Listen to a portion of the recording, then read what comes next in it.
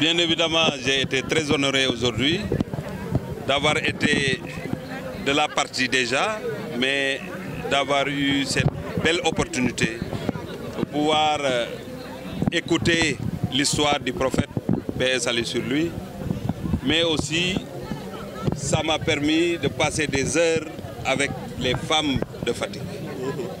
Les femmes de Fatick qui aujourd'hui incarnent même la vie de cette commune.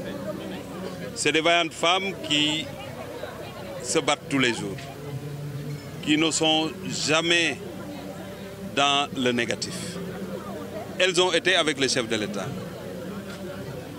En tant qu'Amazone, quand il était au pouvoir, en tant que Premier ministre, mais quand il a traversé le désert aussi, il avait toujours toutes les vaillantes femmes de Fatick. Aujourd'hui, cette mobilisation a montré que cet engagement aux côtés du chef de l'État n'a pas changé. Au contraire, ça s'amplifie de jour en jour. En période de Ramadan, elles ont l'habitude de se même cotiser pour aider les démunis, mais aussi pour créer une occasion de communion entre les populations de la ville de Fatick.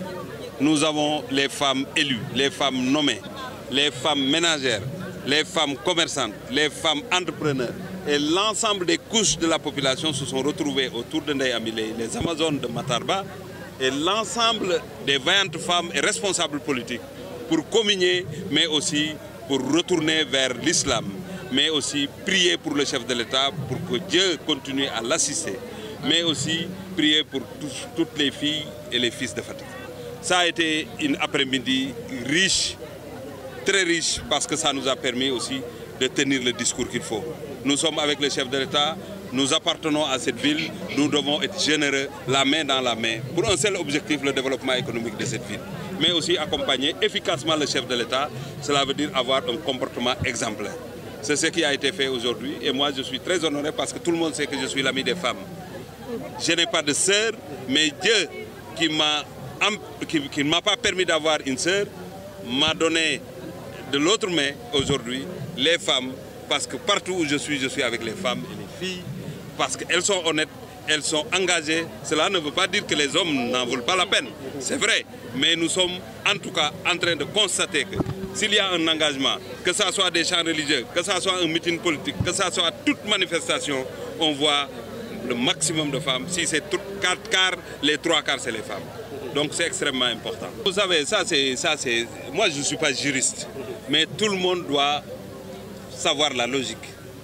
La Cour de la CEDEAO ne peut pas imposer une conduite à notre Cour suprême. Notre référence, c'est la Cour suprême. C'est parce qu'on veut l'unité. Mais autour de nous, dans beaucoup de pays, il y a beaucoup de choses qui s'y passent. Est-ce que la Cour de la CEDEAO se prononce? Je vous pose la question en tant que journaliste. Je dirais tout de suite non. Aujourd'hui, le chef de l'État, avec le peuple est souverain. N'oubliez pas que le parrainage, c'est une décision du peuple sénégalais. Parce que ça a été installé après, effectivement, un référendum où il y a une consultation populaire. Et le peuple a décidé que le parrainage est bon pour nous. Donc ce n'est pas la CEDEAO, la Cour de la CEDEAO qui devrait revenir pour nous dire que ce n'est pas normal ou il ne faut pas faire ça. En tout cas, le chef de l'État, ce n'est pas cela qui va l'empêcher de continuer à travailler pour le peuple, à travailler pour le Sénégal, à faire de sorte que le Sénégal soit un pays paisible, démocratique et un pays qui se développe de jour en jour.